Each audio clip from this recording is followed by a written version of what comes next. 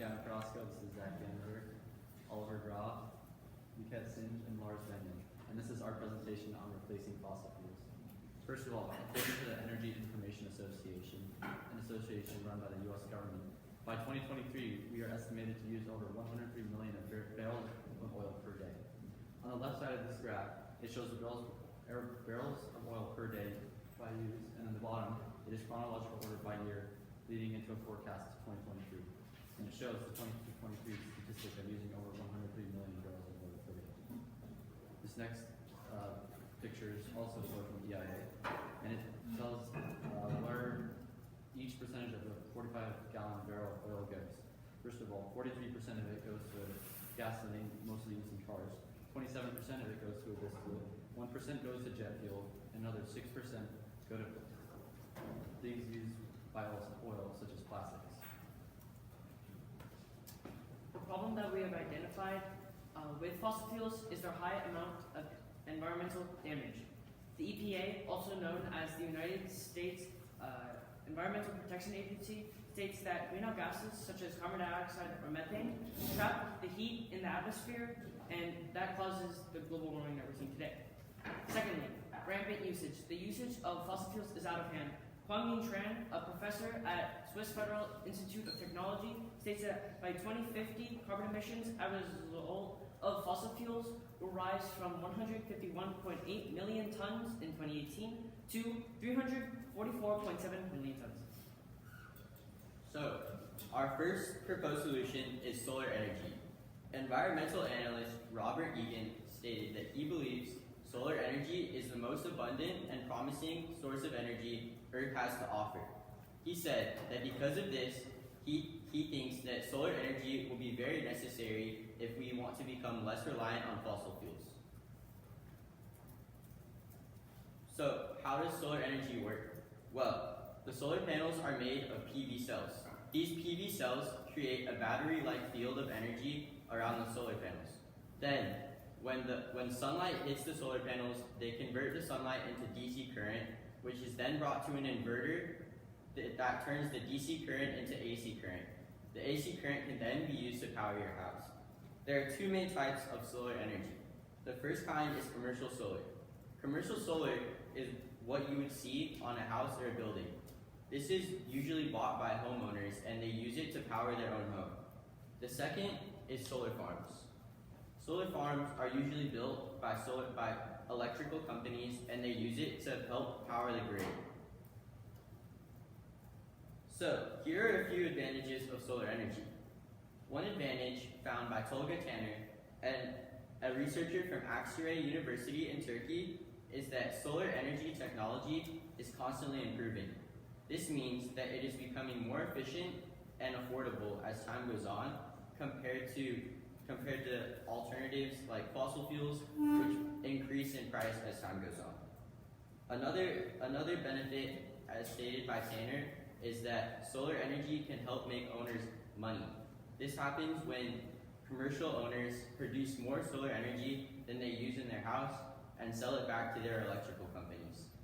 Finally, researcher Sarah Rizek says that solar energy is one of the cleanest alternatives there is, and it would justify the price of switching to solar energy. Despite these advantages, however, solar energy still has its flaws. It is not perfect just like any alternative. So here are some disadvantages. First off, the U.S. Energy Administration reports that the PV cells needed for solar panels contain toxic materials. They also say that solar's carbon footprint is still high due to the mining and manufacturing processes of solar panels, even though solar energy does not have any direct carbon emissions. The cost of entry to solar energy is also high, and solar panels do not work everywhere in the world, so we'd have to be selective of where solar energy is implemented. Finally, the power grid would still be needed as backup in case of weather variability.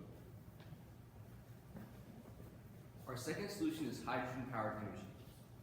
Hydrogen-powered energy uses a fuel cell to create power, which undergoes a process called electrolysis. The way this works, according to the U.S. Department of Energy, is that hydrogen gas and oxygen gas are both pumped into the cell.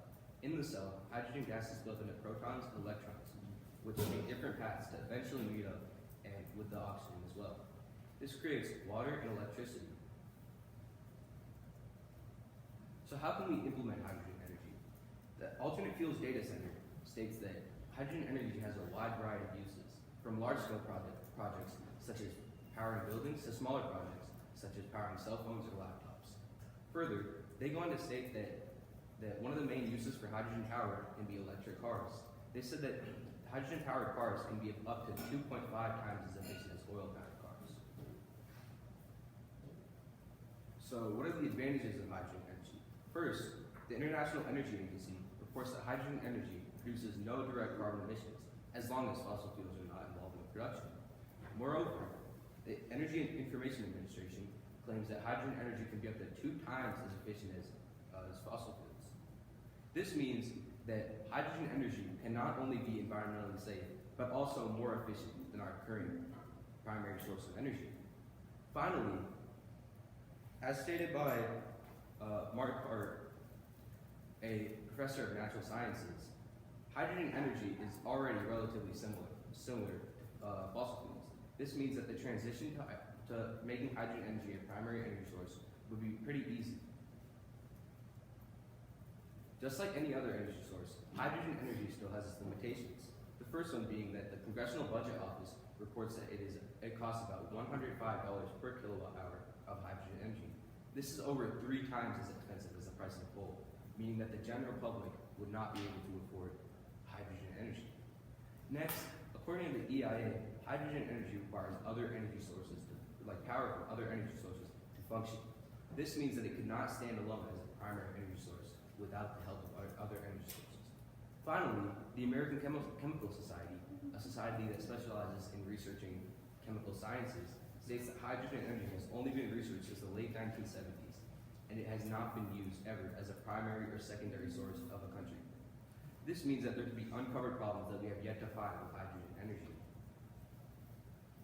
In conclusion, we decided that solar energy is the best and most beneficial alternative energy source for a multitude of reasons.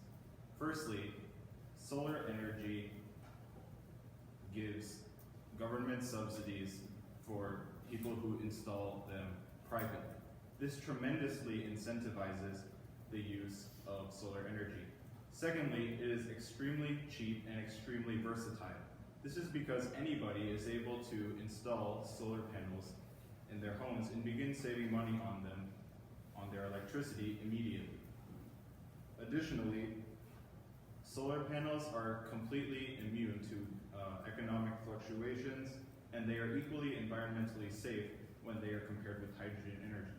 For these reasons, we decided that solar energy is the best alternative energy source. Thank you. Okay, so I'm going to ask you some questions starting with Lars. Lars, thinking about the work that your teammates did, which one had the greatest impact on your overall understanding of the problem that your group identified? So Gavin focused on the environmental lens, and he really went in depth into the actual issues that are being caused by fossil fuels, which really opened your eyes to how problematic these actually are. And this made us able to have a better case for why we need to switch to an alternative energy source rather than just cracking down on fossil fuel companies. And Gavin, how did the group decide to include Lars's perspective or lens into the overall presentation? So Lars's lens was on the ethical lens. So that mostly talked about he talked about kids and their effect and how they're affected by fossil fuels and their development. He also talked about lung problems that are developed because of fossil fuel emissions and other things. So that helped us formulate our problem and why we need to eliminate fossil fuels from our current energy necessities. And Zach, in the future, what change would you make to your group and how they function, and how would you expect that to improve your presentation? So when working, me and the rest of the group noticed that we didn't talk a lot, which is really good. We got a lot of ideas flowing between the groups and explaining our papers and how we can implement it in the presentation. But also things we noticed was that when we were talking, sometimes we'd go on just rants and like it wouldn't really go anywhere. So I think having more conciseness within our speech and within our group, whether that's in class or like Zoom calls after school, I think it would really help get like the presentation and everything more focused and done quicker and more concise.